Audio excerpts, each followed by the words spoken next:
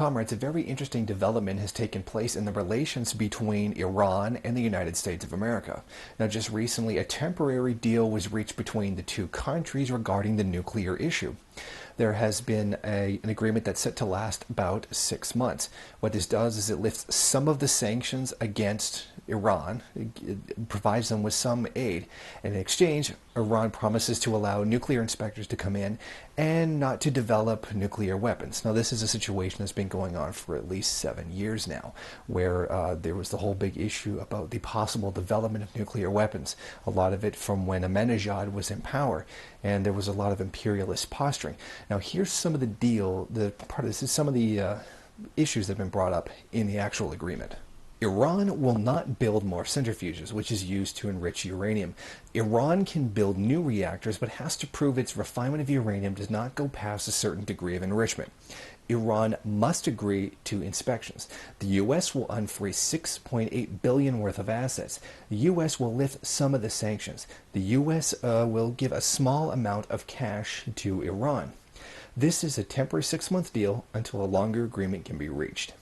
Now, this deal isn't sitting very well with some of Iran's neighbors, particularly Israel and Saudi Arabia. In fact, when this deal was reached, both countries the next day threatened to strike Iran.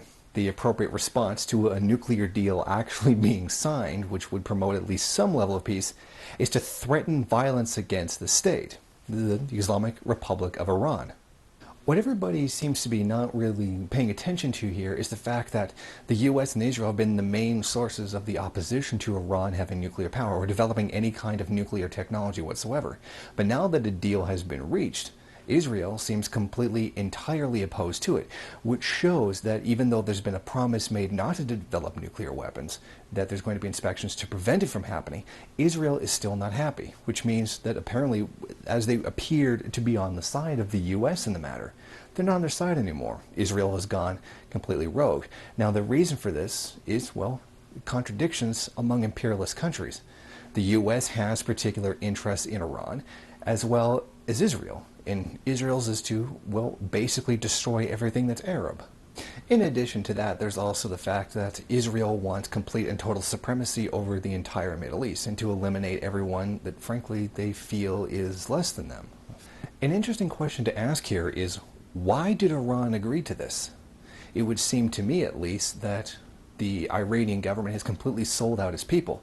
This deal is nothing. There's nothing of benefit here to the Iranian people for it, other than stopping, or at least partially undoing the unjust actions that the United States has placed against them, those being the sanctions. Iran doesn't win in this deal. It, in fact, loses. Why would they all of a sudden just decide to change this right now? I think, personally, that there's probably something going on behind the scenes that we don't see. I think the leadership of Iran has probably sold out its people to the United States, and that Israel didn't benefit from it, and that's why Israel's screaming its head off right now, because they didn't get what they want. The fact is, Iran has never done anything wrong in regards to this situation. Iran was never building nuclear weapons to begin with. And in fact, Israel has been saying that Iran was on the verge of building a nuclear weapon or developing weapons-grade uranium for about 30 years now. And very much so in the past 7 years. It's always been Iran is 3 months away or 9 months away from obtaining a nuclear weapon, or at least nuclear-grade or weapons-grade uranium, for about 7 years. So it's pretty much completely a false claim. There's nothing to back it up whatsoever. Iran has never done anything in the way to obtain nuclear weapons. They could have already done so by now. In fact, they could have enriched enough uranium for many, many nuclear weapons by now. So these whole concessions to the U.S. don't make any sense because they were never doing any of those things to begin with. Those sanctions that were placed on them were completely unjust from the beginning. Now, rather than recognize this and have those sanctions removed because they are unjust, they just completely capitulated to them. But what's the point? Iran was never doing anything to begin with, so they make it look like this big step forward in terms of peace, when the only breach of the peace here was the actions of the United States. Iran never did anything wrong. And that's an important point that they're putting out here. Some people have gone into the media and say, well, look at Obama. If he can make a deal with these hardline extremist mullahs and ayatollahs, then maybe the inability to come to agreements with the Republicans might be the fault of the Republicans. When in fact this is a complete farce. This is not reaching an agreement. Iran has finally been bullied into a particular position or has just completely sold out its people.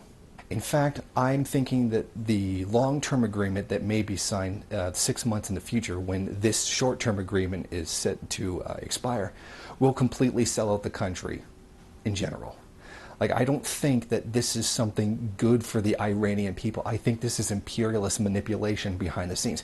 I think the new leadership in the country is essentially going to stab the entire population in the back. Of course, I can't know that 100% because I'm not in their meetings, I'm not inside their heads. But given what is going on, I foresee a wholesale sellout of the Iranian people. I think U.S. imperialism has scored a very good victory with this new deal. Thank you for watching. Go ahead, rate, comment, subscribe, share on various social media, and if you want, there's some other great content here you could check out.